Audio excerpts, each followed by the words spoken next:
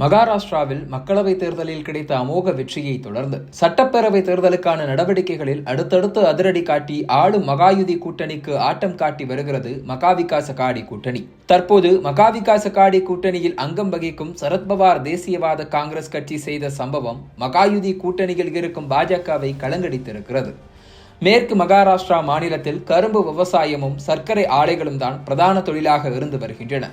புனே, அகமத் நகர், சோலாப்பூர், சதாரா, சங்லி, கோல்ஹாப்பூர் என 6 மாவட்டங்களை கொண்ட மேற்கு மராட்டியத்தில் மட்டும் மொத்தம் 70 சட்டப்பேரவை தொகுதிகள் இருக்கின்றன.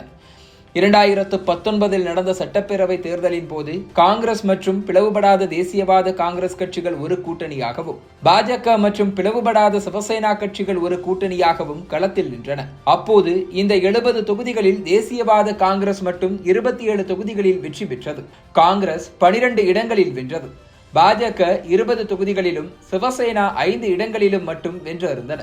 இதனால் கரும்பு விவசாயிகள் அதிகம் இருக்கும் மேற்கு மராட்டியம் தேசியவாத காங்கிரஸ் கட்சியின் கோட்டையாகவே கருதப்பட்டு வருகிறது.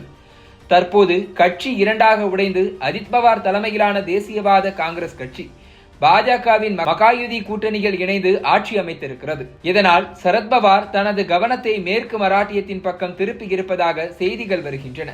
அதற்கேற்றார் போல ஒரு முக்கியமான அப்டேட்டும் வெளியாகி இருக்கிறது.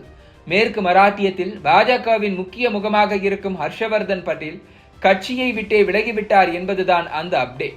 1995 ஆண்டு முதல் 2004 ஆண்டு வரை இந்தப்பூர் தொகுதியில் சுயேட்சையாக போட்டியிட்டு 3 முறை வெற்றி பெறும் அளவுக்கு இந்த பகுதியில் செல்வாக்கு கொண்டிருப்பவர் ஹர்ஷவர்தன் பட்டேல். பின்னர் காங்கிரஸ் கட்சியில் இணைந்தவர் மகாராஷ்டிரா மாநில அமைச்சராகவும் இருந்தார். 2019 காங்கிரஸோடு ஏற்பட்ட மோதலால் கட்சியை விட்டே விலகிய ஹர்ஷவர்தன் பட்டேல் பாஜகவில் ஐக்கியமானார். ஏற்கனவே சர்க்கரை ஆலைகள் அதிகம் இருக்கும் மேற்கு மராட்டியத்தில் அசைக்க முடியாத தலைவராக இருந்த ஹர்ஷவர்தனுக்கு தேசிய சர்க்கரை ஆலைகள் கூட்டமைப்பின் தலைவர் பதவியை கொடுத்து மேலும் வளர்த்துவிட்டது பாரதிய ஜனதா கட்சி. தற்போது சட்டப்பேரவை தேர்தலில் கூட அவரது ஆஸ்தான தொகுதியான இந்தப்பூர் தொகுதியிலேயே போட்டியிட வாய்ப்பு வழங்க முடிவு செய்திருந்ததாகவும் கூறப்படுகிறது. ஆனால் அவருக்கு எதிராக பாஜக கூட்டணியில் இருக்கும் அஜித் பவாரின் நண்பர் ஸ்ரீரங் பார்னே களத்தில் இறங்குவார் என எதிர்பார்க்கப்பட்டது. ஏற்கனவே ஹர்ஷவர்தன் பட்டேல் காங்கிரஸில் இருக்கும் போதே தனது இந்தப்பூர் தொகுதிக்காக தேசியவாத காங்கிரஸ் கட்சியுடன் கடும் மோதலில் இறங்கியவர். அப்போது முதலே அவருக்கும் அஜித் பவாருக்கும் இடையிலான மோதல் அதிகரித்து வருகிறது. தற்போது மீண்டும் அஜித் பவார் தன் வழியில் குறுக்கிடுவதால் பாஜகவில் இருந்தே விலகி இருக்கிறார் ஹர்ஷவர்தன் பட்டேல். போதாக்குறைக்கு சரத்பவாரின் தேசியவாத காங்கிரஸ் கட்சியில் இணையவும் முடிவு செய்திருக்கிறார். அவரது இந்த முடிவை சரத்பவாரும் கட்சியின் செயல் தலைவரான சுப்ரியா சுலேவும் ஒரு சேர வரவேற்றுள்ளனர். 2 குடும்பங்களும் பல தசாப்தங்களாக நட்புறவில் இருப்பதாக சுப்ரியா சுலே மெய்சிலிருத்திருக்கிறார்.